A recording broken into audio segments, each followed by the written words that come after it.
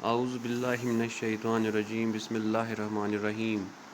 السلام علیکم پیارے بچوں، امید ہے کہ آپ اپنے گھروں میں خیریت سے ہوں گے۔ میں آپ کا استاد جمشید احمد UPS بہادر پورہ زون راجوار سے ہوں۔ آج کا ہمارا موضوع ہے گیہوں کا دانہ، جو ہم نے 8ویں جماعت کی اردو کتاب سے لیا ہے۔ چلو بچوں شروع کرتے ہیں۔ ایک بار کچھ بچے کھیل رہے تھے۔ قریب ہی زمین میں ایک دراڑ تھی۔ بچے کھیلتے کھیلتے وہاں پہنچ گئے۔ کیا دیکھتے ہیں کہ وہاں ایک انڈا پڑا ہوا ہے۔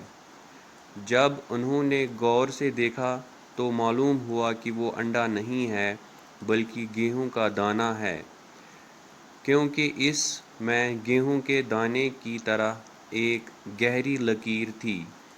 ابھی بچے بحث کر رہے تھے کہ ایک مسافر وہاں پہنچا۔ مسافر بھی ایسی عجیب و غریب چیز دیکھ کر حیران رہ گیا۔ اس نے بچوں کو پیسے دے کر اسے مول لیا۔ مسافر اسے شہر میں لے گیا۔ وہاں پہنچ کر اس نے اسے وہاں کے راجا کے ہاتھ بیچ دیا۔ راجا نے فوراً اپنے عقل مند درباریوں کو بلایا اور یہ گیہوں نما انڈا دکھا کر کہا، بتائیے یہ کیا ہے، گیہوں کا دانہ ہے یا مرغی کا انڈا؟ تمام درباریوں نے اسے غور سے دیکھا، کسی کی سمجھ میں کچھ نہ آیا۔ چنانچہ گیہوں کا دانہ پاس ہی ایک کھڑکی میں رکھ دیا گیا۔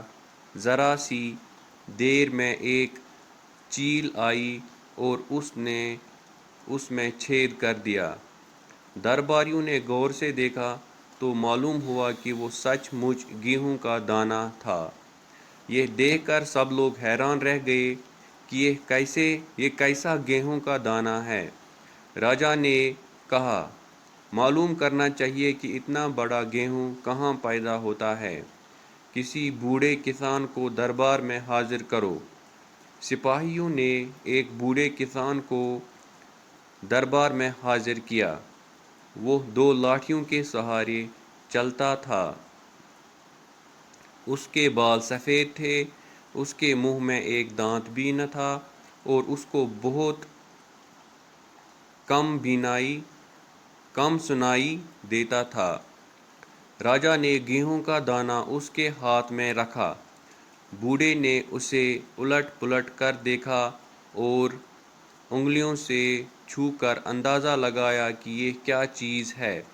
تھوڑی دیر تو وہ چپ رہا، پھر بولا، سرکار، میں نے کبھی ایسا گیہوں نہ بویا ہے اور نہ دیکھا ہے، لیکن میرے والد شاید اس گیہوں کے بارے میں کچھ بتا سکیں۔ اس پر راجا نے حکم دیا کہ اس کسان کے باپ کو دربار میں حاضر کیا جائے۔ یہ کسان بہت ہی بوڑھا تھا۔ وہ ایک لاٹھی کے سہارے چلتا تھا اور اس کی ایک آنکھ ابھی کام کرتی تھی۔ راجا نے گیہوں کا دانہ اس کے ہاتھ پر رکھا اور پوچھا، بڑے میاں، کیا آپ نے اتنا بڑا گیہوں دیکھا ہے؟ یہ بوڑھا کسان بھی کچھ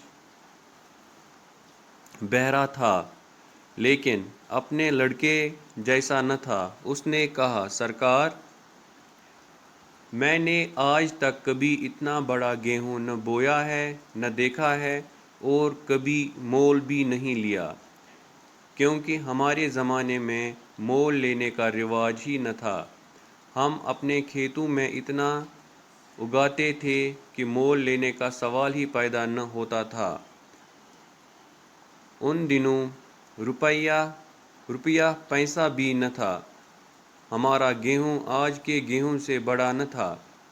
میں نے اپنے والد کی زبانی اتنے بڑے گیہوں کا ذکر تو سنا ہے۔ ان کے زمانے میں ایسا گیہوں ہوتا تھا۔ آپ ان سے دریافت کر لیں۔ اب اس بوڑھے کسان کو بھی حاضر کیا گیا۔ وہ دربار میں جوانوں کی طرح بغیر کسی سہارے کے چلتا ہوا آیا۔ اس کے ہاتھ پاؤں مضبوط تھے۔ اس کی آنکھوں میں چمک تھی اور وہ بہرا بھی نہ تھا۔ راجا نے گیہوں کا دانہ اس کے ہاتھ میں دیا۔ اس نے جیسے ہی اس گیہوں کو ہاتھ میں لیا تو مارے خوشی کے اچھل پڑا اور بولا، یہ تو میرے زمانے کا گیہوں ہے۔ راجا نے پوچھا، بڑے دادا، کیا آپ بتا سکتے ہیں کہ ایسا گیہوں کب اور کہاں پیدا ہوتا تھا؟